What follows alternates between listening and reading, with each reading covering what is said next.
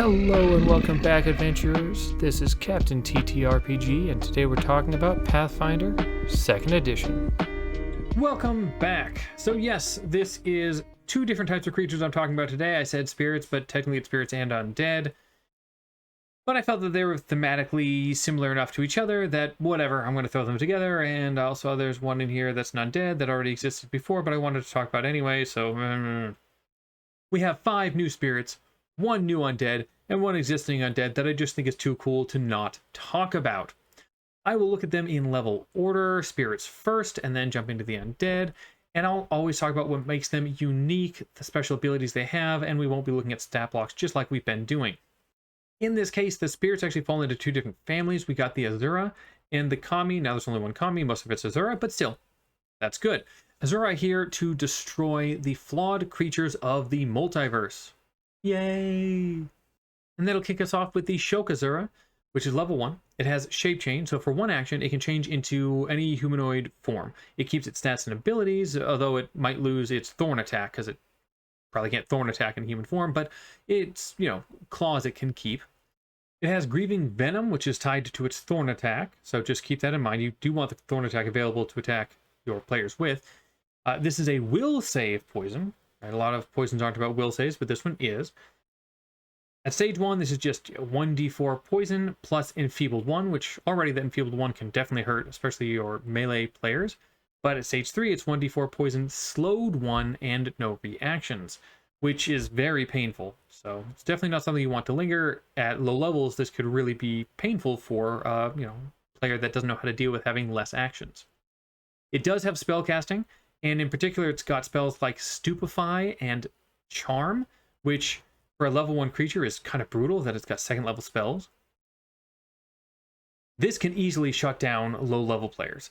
So it's good alongside even lower level grunts. Be careful because it can be. Now, they shouldn't be completely unable to stop it, but it can be a challenge to get past. This can be great as a false NPC, right? Because of the shape change. It fits in as an early level NPC, giving something that it wants your players to do, but really it's setting them up so that it can ambush them. This could be a great social kickoff where they even realize this is a shape-changed creature, and then your players can see what it's like to start a combat from social, right? Being able to start with diplomacy or intimidation or deception for your role. And yes, this can be used as assassins toward players, because you could send just a couple in from the shadows.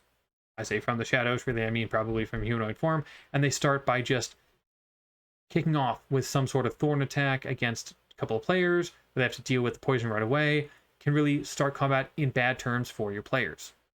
Next, we have the Arachasura. Did I say that right? I don't know. Level 7. It has reactive strike, which it gets an extra reaction for every turn. So it gets a special reaction just for reactive strike, which is already solid. It has dual mind. You'll notice the image here, right? The 2 intertwined creatures.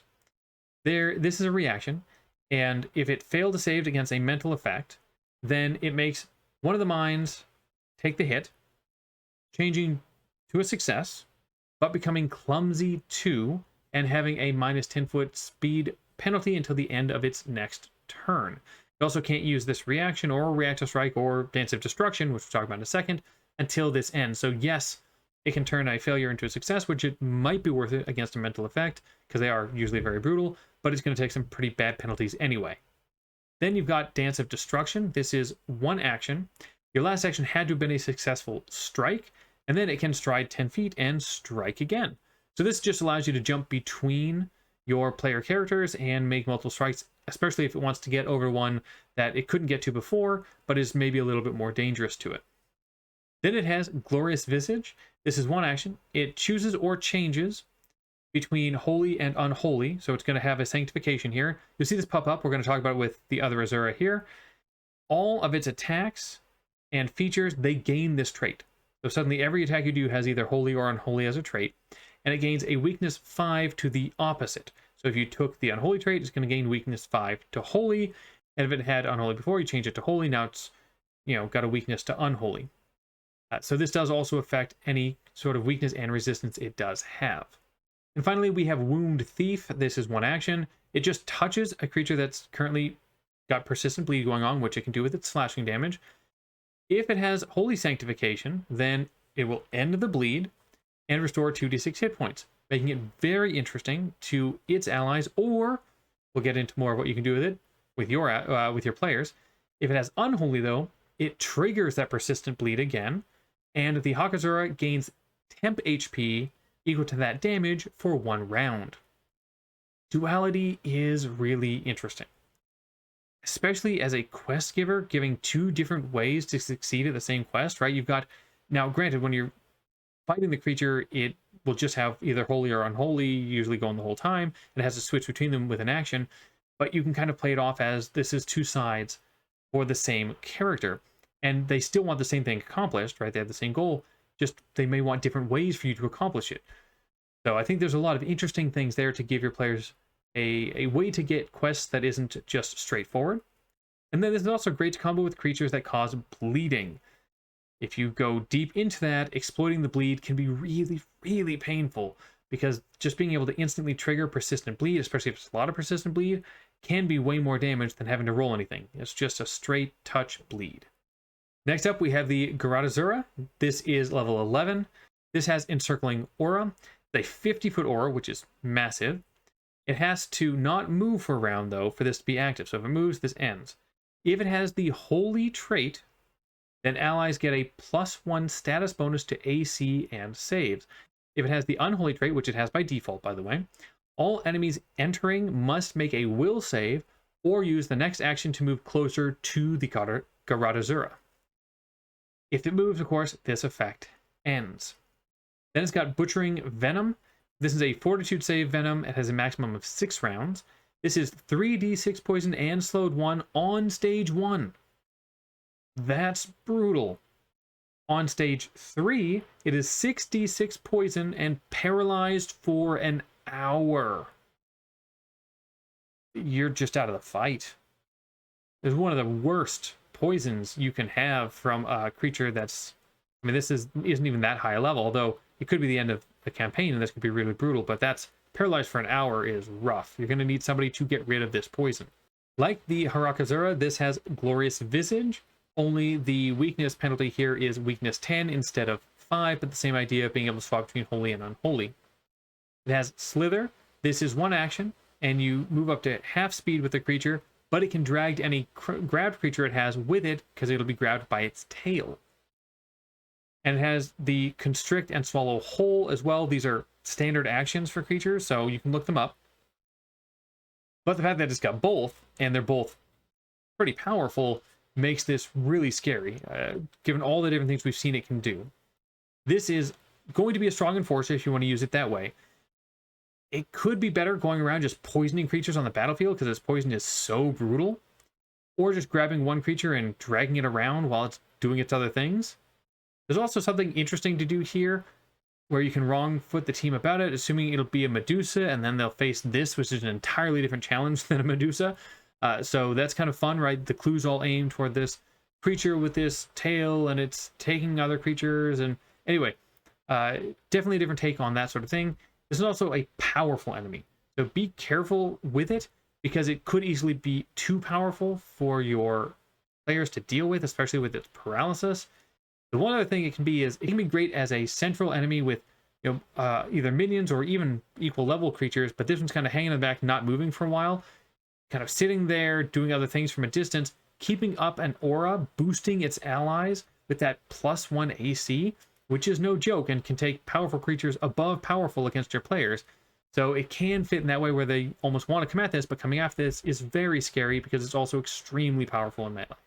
And our last Asura is the Bikkhasura. This is level 20. We've jumped way up here. Has regen 20, which is deactivated by holy damage, at least at first.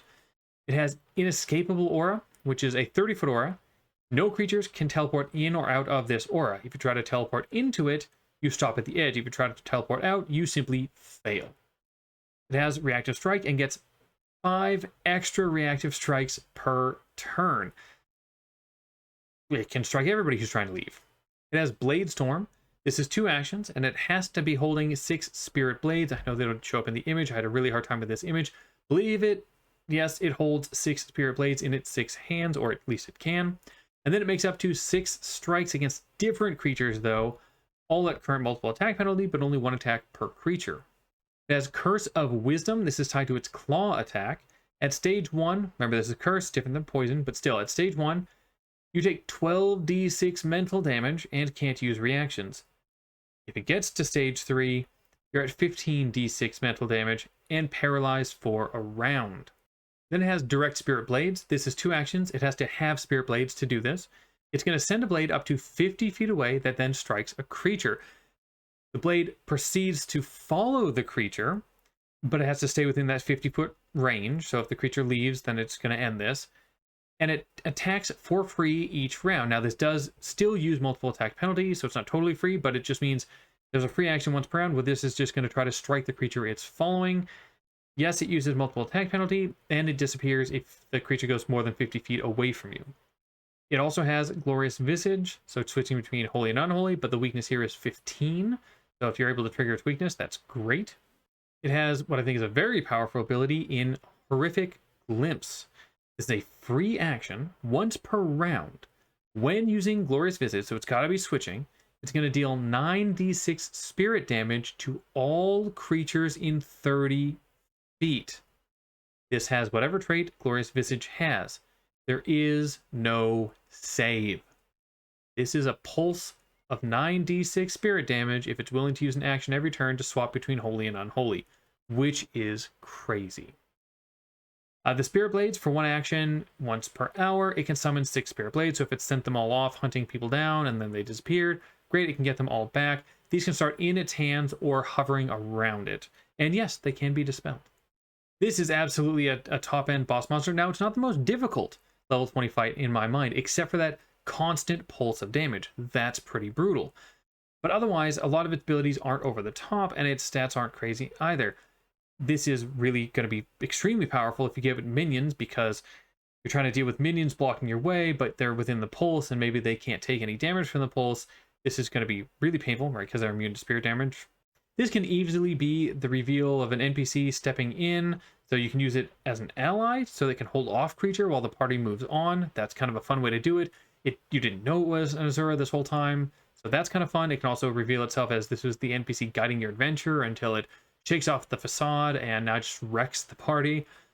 Having a creature like this where it can send out blades and follow creatures around, and it can kind of do this constant explosion of spirit damage, does make it hard for creatures to get in close and deal with it if you've got any kind of blocking around them. So, keep in mind that there are ways to do things with some sort of partial walls that can make it really hard for players to get to it, almost a puzzle, where if you can't solve the puzzle, you're eventually just going to get beaten down by constant damage, or you're going to have to run away. All right, our last spirit is the Sakugami. This is level 15, has Sakugami's Foresight. This is a reaction.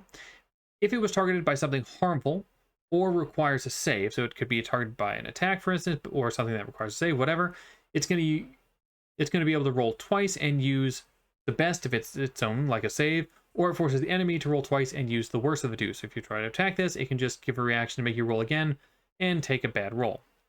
Then it's got Fleeting Blossoms. This is additional damage added to its staff strikes, but it's interesting because it's 1d6 mental and 1d6 void or vitality, depending on whatever hurts the most. So be careful, it could potentially trigger any kind of weakness you might have around those if you created a very particular type of character. It has Swift Staff Strikes, which is 2 actions, makes 3 staff strikes, and multiple attack penalty only counts afterward. 3 strikes with a solid damaging weapon, like the staff, all against one target, could be a knockout. It has Touch of Ages, which is a curse. This happens with the staff strikes. It forces a fort save, and afterward the creature is immune for 1 minute. However, on a crit success, nothing happens. Great, you dealt with it. On a success, you become clumsy, enfeebled, and stupefied 1 for 1 round. Not the end of the world, okay. On a fail, same conditions, only it's 2 instead of 1, and it lasts for a minute. But the crit fail is really brutal. This is where you're going to want to be careful and use probably some sort of hero points here. It's still only clumsy, enfeebled, and stupefied 2, but it's permanent. Yep. That's bad. You don't want to be permanently reduced in your primary stat. This is very forest tied. It's great as a defender of the forest against murder hobo style players, or in a misunderstanding where it thinks the players are meaning harm to the Force. Great for that kind of setup. Be careful of sending this early in a day, thanks to Touch of Ages, can be really brutal if they can't solve it. This could also be great where the Force itself wants to grant quests to the players via this as an NPC, and failure to do so, or failure to do it the way the Force wants, could lead to a fight in an environment that's extremely hostile with a creature that's honestly brutal to deal with. All right, let's go ahead and dive into some undead here with the War Wraith. This is level 9, has Draining Presence. This is a 10-foot aura. Any living creature that enters must make a Fortitude save or become drained 1. You recover if you're out of this for a minute, though, so if you leave the aura for a minute, you're good, and on a success, you're immune for the day. Drained 1 hurts, but it's not end of the world. This creature has Sunlight Powerlessness, so if it's in sunlight, it is Stun 2 and Clumsy 3, so it's definitely fighting you in the darkness. We get a very interesting power in Absorb Wraith. This is 1 action, once per round. It chooses another Wraith within 100 feet and flies straight at it. Any creature it goes through has to make a basic fort save against 3d10 void damage, and then, once it reaches the other Wraith, it becomes quickened for 1 minute, which it uses to fly or strike, and it has a massive fly speed. Then it has Grip of Fear. This is 2 actions, and it reaches into the chest of an adjacent creature, dealing 9d6 mental damage with a basic will save. On a crit fail, it's also paralyzed for a round, which is gross. Then it has Robes of Welcome. This is 1 action, once per round. It wraps around an adjacent living creature with Void Embrace. You can only do this to 1 creature at a time, by the way. You can't do this to 2 adjacent creatures, one after the other. This is a curse, so if saved against in sunlight, it will end. Stage 1, you become dazzled in any light, which isn't good. You don't want to be dazzled. Stage 5, you get there. Keep in mind, curses don't progress the same way poisons do, right? Curses are a whole different thing. But still, if you manage to get to stage 5 and you have not gotten rid of the curse, the creature dies and becomes a Wraith under the command of the War Wraith. You really, really don't want this happening. If you put 2 of these in darkness against your party, it is going to be a terrifying fight. The fact that they can speed each other up, these different abilities they have being extremely powerful, your party's going to want to use light against them, but as soon as they use Robes of Welcome, any light will actually hurt them if they had failed on it anyway, so now they're dazzling themselves, but they need the light to fight these things off. This is fantastic, deep in dungeons, any kind of horror setting. This could easily come about from, NPCs you dealt with that have now died under the control of a War Wraith. You can bring them in as Wraiths so they know more about you. Whew. This could be a really frightening encounter, and do be careful because this can be a little too strong if there's no light available in any way at all. And the final creature of the video, yes, I know this already exists, but yes, I wanted to talk about it anyway because I like it, and it's on the cover of the book, and it's just cool. And anyway, Sitsimiddle, and I don't think I said that right, but I'm going with it. Level 19. This is, again, not new, but it has some really interesting abilities, and it is way scarier, I think, than the level 20 Azura we talked about earlier. It has Light to Dark. This is a reaction when a creature within 120 feet uses a Vitality spell or ability. It can change the trait to Void, and that's horrifying. Let me just spell out why that's so terrifying. The Heal spell has the Vitality trait. Your ally's running low, you cast a 7th level heal on your ally to bring them up, and this goes, did you mean to kill off your friend? Because that's what you just did. And suddenly that 100 and some odd healing becomes 100 and some odd void damage, and you just killed off your friend. Or that same creature might think, boom, I'm going to drop this massive heal on this undead, and then Sitsimiddle says, thank you, you just healed me for a ton of hit points. Light to Dark is really scary if you don't see it coming. This is why we need to always be learning what we can about the creatures with recall knowledge. Now, I don't usually talk about standard attacks, but one of the standard attacks available here is its eye beams. This is a 100-foot range that deals an average of 61 damage on a hit. It does electricity and force damage. That is a ton of damage from a really long distance. This also has Drain Life. Now, this is on its claw attacks, not its eye beams. Thankfully, that'd be crazy. But this gives 20 temporary hit points to the creature when it does hit with a claw strike. And whoever it hits has to make a fortitude save on a failure, becoming drained 2, which every time you fail, it adds together, well, to a maximum of drain 4. But drain 4 at this level, this is just brutal against anybody's maximum hit points. Then we have the other really terrifying ability, Eclipse. This is 2 actions. It's going to cast Darkness. Darkness isn't massive, but it is still a 20-foot burst. However, its darkness is special. Not only is it 2 actions instead of 3, all creatures inside have to make a fortitude save.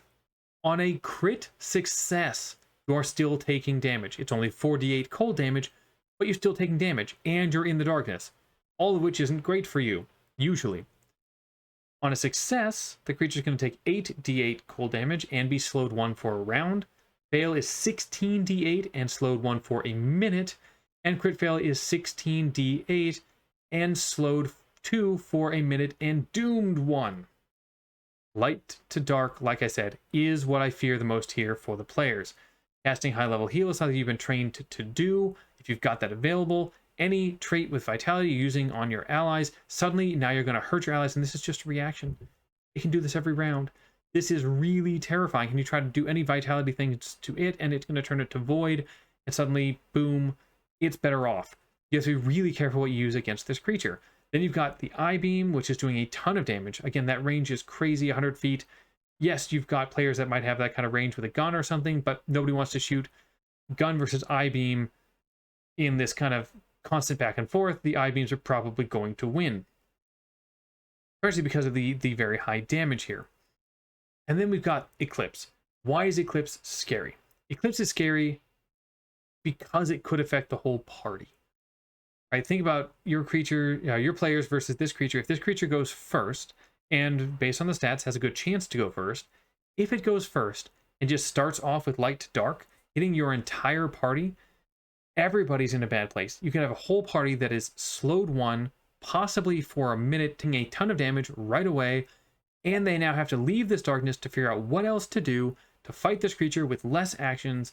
It can be brutal. This has exceptionally high AC. It's got high will saves, a high spell save DC for its level. Yes, it's moderate attack, and other stats aren't crazy, but there are things about it that make it very hard to kill. This is absolutely a boss creature.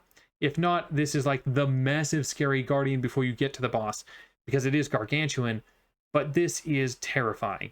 And it is the type of thing that I would use as something that has been awoken or is after your players because of something they did as a penalty for doing something they shouldn't have done. Anyway, that's it. Are these creatures interesting to you? Do you wish we had gotten more undead that were new? I know I do. Let me know in the comments below, and as always, adventure on.